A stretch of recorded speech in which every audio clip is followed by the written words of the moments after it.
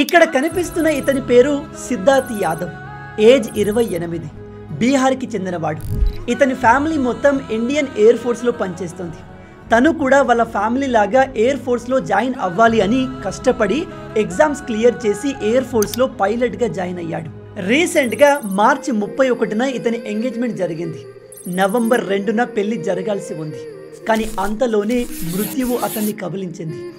April 2న ఇతను jaguar fighter జెట్లు ఆకాశంలో ఎగురుతున్నప్పుడు సడన్గా టెక్నికల్ ఇష్యూ వచ్చి ఫ్లైట్ కిందకు క్రాష్ అవ్వడం మొదలైంది.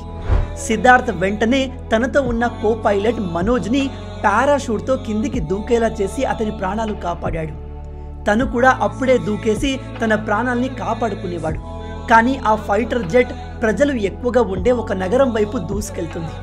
నగరంలో అది క్రాష్ అయితే 100 మంది ప్రాణాలు కోల్పోతారు. అందుకే అతను తన ప్రాణాన్ని పణంగా పెట్టి ఆ ఫైటర్ జెట్ని నిర్మానుష్య ప్రాంతాల వైపు మళ్లించాడు.